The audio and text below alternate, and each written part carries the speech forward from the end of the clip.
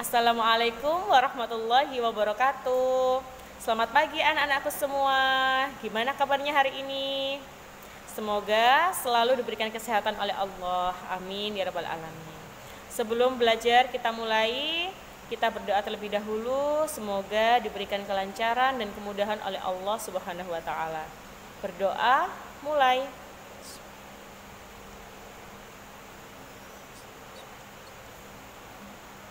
Berdoa selesai. Anak-anakku sekalian, hari ini kita akan belajar tema 1, subtema 1, pembelajaran 1, yaitu tentang gagasan pokok dan gagasan pendukung. Nah, untuk lebih jelasnya, anak-anakku simak dan perhatikan video yang akan diputar selanjutnya ya. Gagasan pokok dan gagasan pendukung. Sebelum kita mempelajari tentang gagasan pokok dan gagasan pendukung, mari kita mempelajari tentang paragraf. Paragraf adalah kumpulan dari beberapa kalimat dalam suatu teks atau karangan. Setiap awal paragraf biasanya ditandai dengan adanya bagian yang lebih menjorok ke dalam. Contohnya adalah pada gambar sebagai berikut.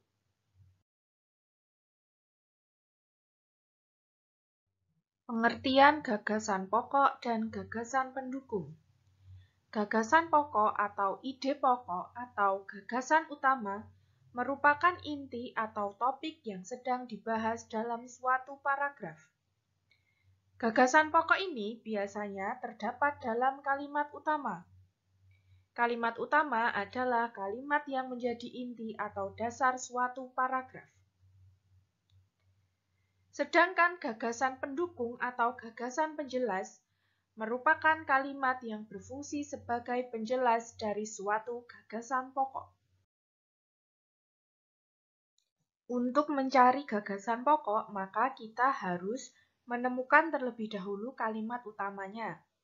Kalimat utama ini bisa terdapat di awal paragraf, bisa juga terdapat di akhir paragraf, atau bisa terdapat di awal dan di akhir paragraf.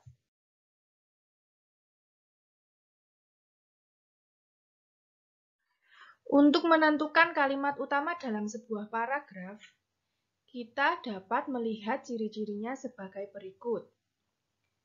Jika kalimat utamanya berada di awal paragraf, maka pada kalimat kedua akan terdapat beberapa kata sebagai berikut. Yang pertama, kata yang diulang. Yang kedua, kata ini, itu, atau tersebut. Yang ketiga, terdapat kata ganti orang seperti ia, mereka, atau nya. Dan jika kalimat utama tersebut ada di akhir paragraf, maka pada kalimat terakhir akan terdapat kata oleh karena itu, atau oleh sebab itu, atau dengan demikian, atau jadi. Jika kalimat utama sudah ditemukan, maka gagasan pokoknya ada dalam kalimat tersebut. Bisa ditulis satu kalimat penuh, atau diambil intinya saja. Jika gagasan pokok sudah ditemukan, maka kalimat-kalimat yang lain merupakan pendukung dari paragraf tersebut. Untuk lebih jelasnya, coba kalian perhatikan contoh berikut. Bacaannya adalah, pawai budaya sangat menarik bagi warga kampung Babakan. Pawai ini selalu menampilkan keragaman budaya Indonesia.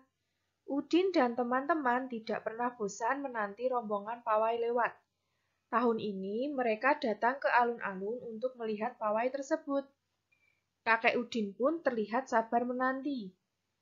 Terdengar suara gendang yang menandakan rombongan pawai semakin dekat.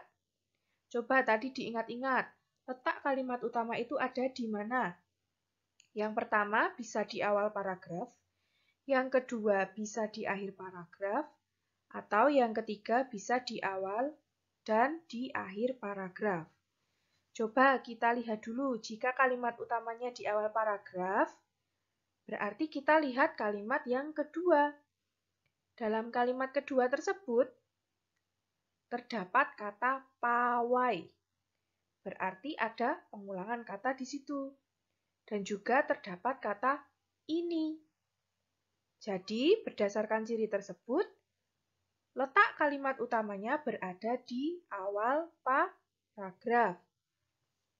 Jika kalian masih belum yakin, coba kalian lihat kalimat terakhir dalam paragraf tersebut. Bacaannya yaitu, terdengar suara gendang yang menandakan rombongan pawai semakin dekat. Coba, dari kalimat tersebut, ada tidak kata-kata yang menunjukkan jika kalimat itu adalah kalimat utama? Seperti yang telah disebutkan Bu Guru tadi. Tidak ada, bukan? Nah, jika tidak ada, maka gagasan pokoknya terdapat dalam awal paragraf, yaitu pawai budaya sangat menarik bagi kampung Babakan.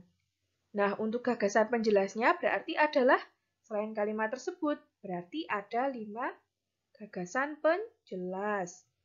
Yang pertama, pawai ini selalu menampilkan keragaman budaya Indonesia. Yang kedua, Udin dan teman-teman tidak pernah bosan menanti rombongan pawai lewat.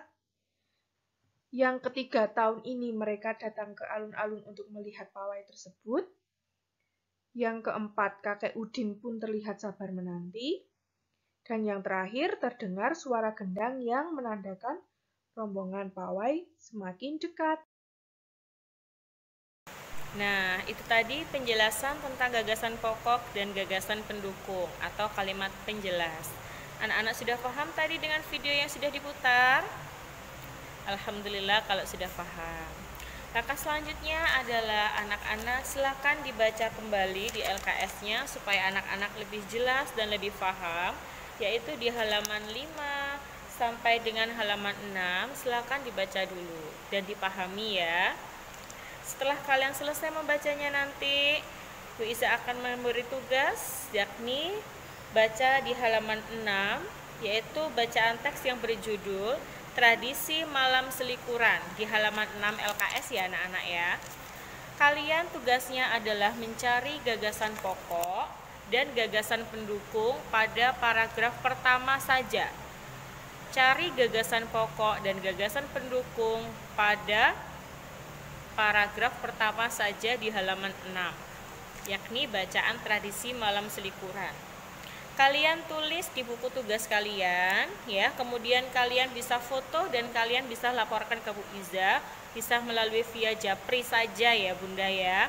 Supaya apa? Supaya tidak dilihat tugasnya oleh teman yang lainnya. Baik anak-anak, selamat mengerjakan, semoga diberikan kemudahan dan kelancaran oleh Allah. Selamat mengerjakan anak-anak.